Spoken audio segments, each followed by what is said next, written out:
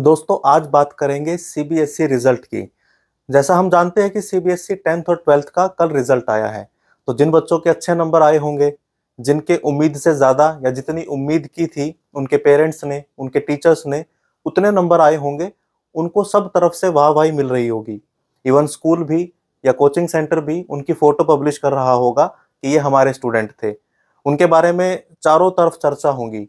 उन्हें बड़े शान से, बड़े अच्छे से रिश्तेदारों से मिलवाया गया होगा, आस-पड़ोस में बताया गया होगा, उनके बारे में टेलीफ़ोन करके सबको जानकारी दी गई होगी कि हमारे बच्चे के इतने नंबर आए हैं। पर उस बच्चे का क्या, जिसके नंबर उम्मीद के मुताबिक नहीं आए हैं, जिसके नंबर कम आए हैं? या तो कोई भी रीज़न हो सकता है कि उसकी पढ़ाई कमज़ोर थी, या हो सकता है कि उसने उस दिन, जिस दिन एग्ज़ाम था, वो अच्छा नहीं कर पाया। क्योंकि हमारा एजुकेशन सिस्टम, हमारा एग्ज़ामिनेशन मेमोरी पर बेस है, रिटेंशन पर बेस है। आप एग्ज़ाम से पहले दिन कितना जानते हैं, उसके बाद कितना जानते हैं, कोई मतलब नहीं होता। आप उस 3 घंटे में कितना जानते हैं, कितना आप लिख पाते हैं, सारा खेल उस बात का है। तो कई बार बहुत सारे रीज़न की वजह से हम उस दिन परफ़ॉर्म नहीं कर पाते, जिस दिन हमारा एग्ज़ाम होता है। तो अब आप में से कुछ बच्चे होंगे जिनके कम नंबर आए होंगे। तो मैं आपको बताऊँ, जीवन एक मैराथन है, 100 मीटर की रेस नहीं। अब 100 मीटर की रेस में और एक मैराथन में क्या डिफ़रेंस होता है? 100 मीटर की रेस में एक बार भागना होता है। हार और जीत का फैसला एक बार में हो जाएगा। लेकिन जो लंबी दौड़ है ना, मैराथन, वो एक बार भागने के बारे में नहीं है, वो निरंतर कंटिन्यूटी में चलने के बारे में है। कभी दौड़ना पड़ेगा, कभी धीमे होना पड़ेगा, कभी फिर दौड़ना पड़ेगा। तो जीवन कुछ ऐसा है। अभी आप 10th और 12th में हैं, तो अभी जीवन खत्म नहीं हुआ। अभी आप शुरुआती दौर में हैं। और मैं आपको ये बात क्यों बोल रहा हूँ? मैं कैसे एलिजिबल हूँ इस बात को बोलने के लिए? मेरे अपने नंबर 10th में 59% आए थे। आपको मैं अपनी मार्कशीट दिखा दूँगा लगा के इस पे। 59% मेरे नंबर आए थे। मुझे भी बड़ा दुःख हुआ था कि यार 59% आए हैं, मेरी फर्स्ट डिवीज़न रह गई थी 4 नंबर से। 356 मेरे नंबर थे, 360 पे फर्स्ट डिवीज़न थी। तो बड़ा दुःख हुआ था। बड़ा लगा था कि फर्स्ट डिवीज़न नहीं आई तो पता नहीं लाइफ़ में कितनी चीज़ें ऐसी हैं जो रह गई, मैं कुछ नहीं कर पाऊँगा। लेकिन मैं आज पीछे मुड़कर देखता हूँ तो वो 10th के नंबर कहीं मैटर नहीं करते। तब समय अलग था, आज तो बिल्कुल भी नहीं करेंगे। अब आपको ये बात कड़वी लगेगी कि क्यों नहीं करेंगे? बहुत सारी चीज़ें डिपेंड है इसके ऊपर। हो सकता है मेरी मन पसंदीदा स्ट्रीम मुझे ना मिले, पर आप एक बार सोच के देखिए, वो मन पसंदीदा जो आप स्ट्रीम बता रहे हैं, वो आई कहाँ से है? सोशल कंडीशनिंग से। आपके आस-पास इतनी बार बोला गया है कि साइंस ले लीजिए, बहुत अच्छे बच्चे, बहुत जो अच्छे मेरिट में आते हैं, वो साइंस लेते हैं, तो आपने साइंस लेने का सोच लिया। अब आपको लगता है वो आपका विचार है।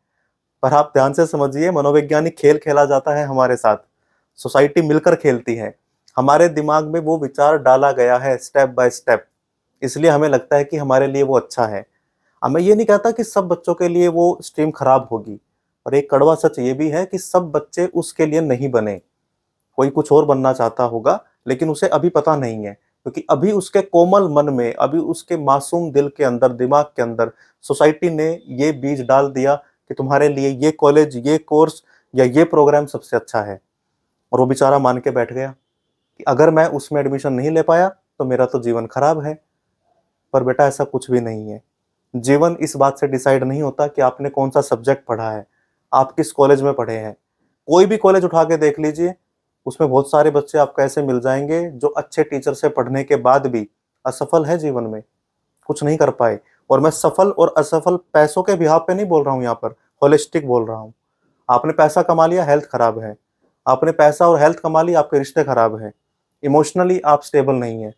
तो सफलता का मतलब है सारी चीज़ें जब एक सही अनुपात में चले।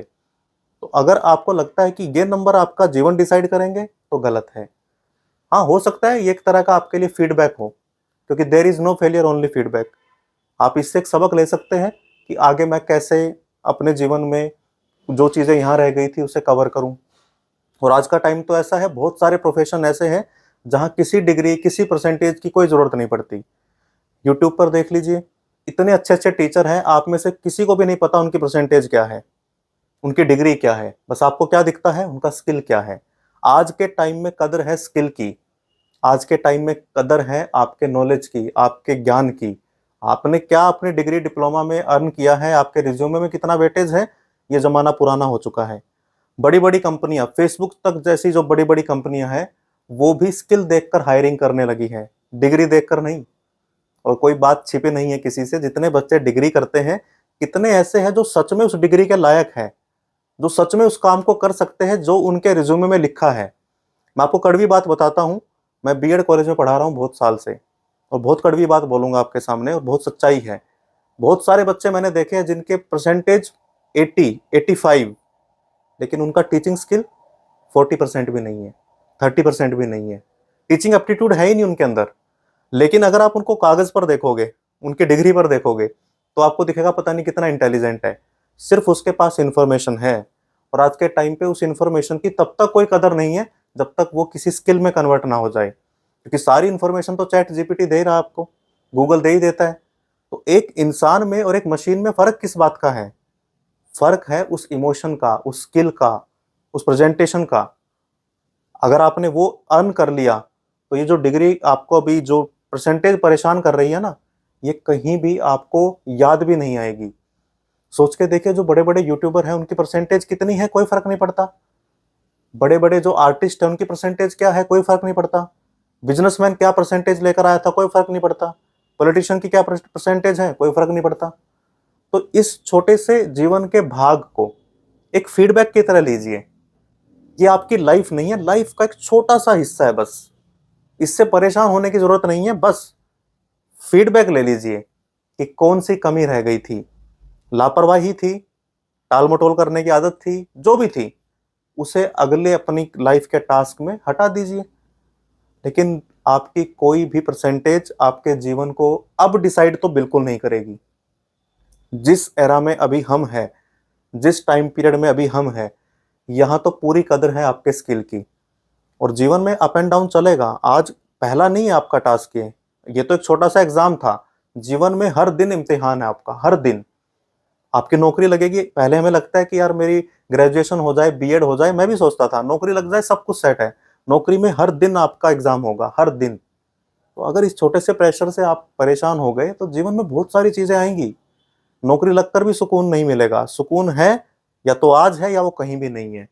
अगर आप उसे पोस्टपोन करके बैठे हो ना कि बस 10th में अच्छे आ जाते तो मैं सुकून में होता, 12th में आ जाते तो मुझे अच्छा लगता, मेरी पसंद का कॉलेज मिल जाता तो मुझे बड़ा अच्छा लगता, 15 दिन 20 दिन, उसके बाद टेंशन होती है अब इस क्लास को कैसे अटेंड करूं, असाइनमेंट कैसे दूं, ये प्रोजेक्ट कैसे पूरा करूं, एग्जाम आ गया, इसके लिए तैयारी क्या करूं। तो जीवन में ऐसे एक लाइन में जीवन नहीं चलता, अप एंड डाउन चलता है। तो कभी आपको सफलता मिलेगी, कभी आपको सबक मिलेगा। असफलता नहीं मिलेगी, सबक मिलेगा। और असफलता का नाम सिर्फ एक ही है कि आपने बहुत सारा पैसा कमा लिया। कहा जाता है कि बहुत गरीब आदमी है वो जिसके पास सिर्फ पैसा है। आपके पास अच्छी हेल्थ होनी चाहिए, अच्छे रिश्ते होने चाहिए। और जीवन में हमेशा आपको हार्ड वर्क करना पड़ेगा, स्मार्ट वर्क करना पड़ेगा, कर्म करना पड़ेगा। फल तो आपके हाथ में कभी ना था, ना कभी रहेगा। कितना भी अच्छा कर लीजिए। अब मैं अपनी यूट्यूब के वीडियो का आपको एग्जाम्पल देता हूँ। मेरे 5,000 सब्सक्राइबर भी नहीं है आज की डेट में। कितनी बार वीडियो बनती है, बहुत टाइम लगता है, रीटेक होते हैं, बहुत सारी चैलेंजेस आते हैं, उसे अपलोड करते हैं, 20 व्यू, 15 व्यू, 25 व्यू, और कई बार नेगेटिव कमेंट भी। तो ये सब लाइफ का हिस्सा है। अगर इनसे बचना है तो घर बैठ जाइए आराम से, फिर कुछ मत कीजिए। अगर मैं ये सोच लूँ कि मैं अपने घर से तब निकलूंगा जब सारी लाइट जो है ग्रीन हो जाएगी, सारे सिग्नल मुझे खुले मिलेंगे, तो यकीन मानिए कोई घर से निकल निकल ही नहीं पाएगा। घर से निकलेंगे तो रेड लाइट भी मिलेगी, घर से निकलेंगे ट्रैफिक भी मिलेगा। तो वैसे ही जीवन में है। अब चल पड़े हैं इस यात्रा पे, तो कभी रेड लाइट आएगी, कभी ट्रैफिक आएगा, कभी गाड़ी खराब होगी, कभी स्पीड पकड़ेगी। यही जीवन है। तो मेरी आप सबसे रिक्वेस्ट है, खासकर पेरेंट्स से मेरी रिक्वेस्ट है, अपने बच्चों का कंपैरिजन मत कीजिए। उससे कम नंबर आ गए, इतने आ जाते तो ये कॉलेज मिल जाता, इतने और पढ़ लेता, हमने बोला था, मोबाइल में लगा रहा। कोई फायदा नहीं है। बच्चा आपको पलट के जवाब नहीं दे पाएगा, लेकिन आप उसकी आइडेंटिटी को इतना खराब कर देंगे कि जीवन में वो हमेशा परेशान रहेगा, और उसे लगेगा कि बाकी सब कुछ हो गया, बस मैं ये नंबर नहीं ले पाया। आप इस समय सबसे ज्यादा सपोर्ट उसको आपका चाहिए, पेरेंट्स का चाहिए। आप उसके सेफ्टी नेट बनिए। उसे इतना यकीन होना चाहिए आपके ऊपर कि अगर मेरे जीवन में परेशानी आई तो ये मुझे संभालेंगे, ना कि मुझे कमेंट करेंगे, टोंट मारेंगे। तो ये समय आपका अपने बच्चों के साथ खड़े होने का है, ना कि उन्हें धुतकारने का, ना कि उन्हें कंपैरिजन की वजह से पेन देने का। और बच्चों से भी मेरी रिक्वेस्ट है, जीवन लंबा है, छोटी सी 100 मीटर की रेस की तरह से मत देखिए, हार जीत लगी रहती है। बड़े से बड़ा इंसान किसी को भी उठा के देख लीजिए, जिसके भी आप फैन हैं, वो कोई क्रिकेटर हो, कोई पॉलिटिशियन हो, एक्टर हो, कोई भी हो, सबके जीवन में जीत और हार लगी रहती है। वैसे ही आपका जीवन है, अभी बहुत कुछ आपके हाथ में है। और आप देखिए जीवन में आपको तो एक परसेंटेज की इतनी दिक्कत आ गई, इतना दुख हो गया, पता नहीं उसी टाइम पर कितने व्यक्तियों का इसी जीवन में क्या कुछ खो गया, लेकिन वो फिर भी जी रहे हैं, जीना पड़ता है। तो आज मेरी आप सबसे रिक्वेस्ट है कि नंबर को, परसेंटेज को जीवन मत समझिए, जीवन का छोटा सा भाग है। आज समय है बाउंस बैक करने का। और मैं उन बच्चों के साथ हूँ जिन बच्चों के नंबर कम आए हैं, क्योंकि जिनके ज्यादा आए हैं उनके साथ सारी दुनिया खड़ी है, उनको चारों तरफ से मुबारकबाद मिल रही होगी, उनको लेकर मार्केटिंग भी शुरू हो गई होगी, हमारा स्टूडेंट था, हमारा बेटा है, हमारा पड़ोसी है। लेकिन जो हारा है उसे कोई नहीं कहता ये हमारा है। पर मैं आपको बोलता हूँ, हार और जीत जीवन का भाग है। जीवन में चलते रहिए, निरंतर चलते रहिए, एक दिन आप अपना मुकाम पा लेंगे। बस अपने अंदर की आवाज को सुनते रहिए और जीवन में क्या करना जरूरी है उस पर ध्यान दीजिए। तो मेरी शुभकामनाएं आगे के जीवन के लिए आपके साथ है। कोई सवाल है तो जरूर पूछिए। नए हैं चैनल पर तो सब्सक्राइब जरूर कर लीजिए। Thank you very much.